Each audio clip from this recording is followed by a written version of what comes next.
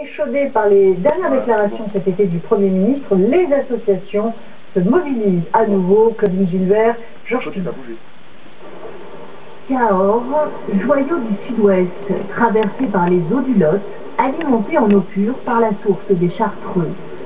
L'eau, l'une des ressources les plus précieuses de cette région agricole et touristique, serait affectée par l'éventuelle exploitation du gaz de schiste piégé dans le sous-sol.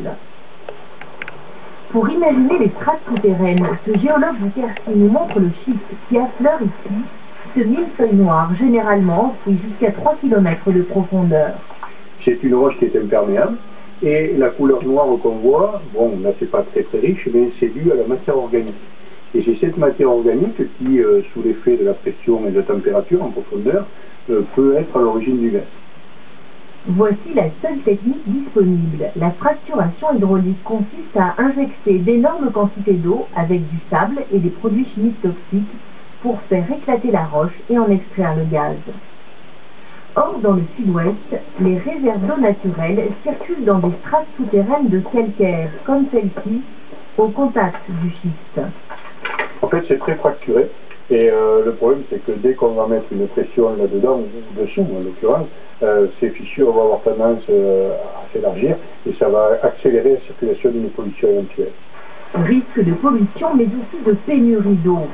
Thierry Pélissier emprunte le lit asséché de cette rivière normalement abondante pour remonter jusqu'à sa source.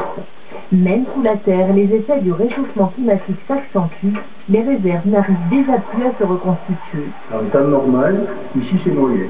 On ne peut pas y accéder, mais depuis plusieurs années, l'hiver est sec. Du coup, le niveau d'eau, des réserves d'eau dans le calcaire diminue, et ça pose un problème. La ressource s'amenuise. Si en plus il faut prendre de l'eau pour alimenter la fracturation hydraulique, ça va aggraver forcément les problèmes. Rien que dans les causes du Quercy, 24 sources pourraient être ainsi menacées.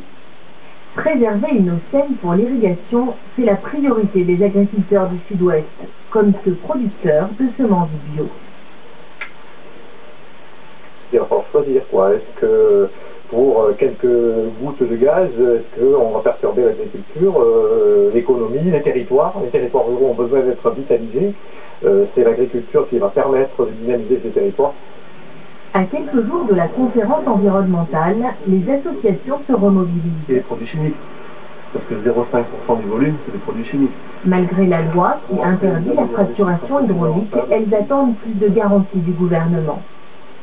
Là, on est inquiet parce qu'on sent qu'il y a une pression réelle des industriels sur ce sujet, sans une réflexion réelle sur les conséquences sanitaires et environnementales.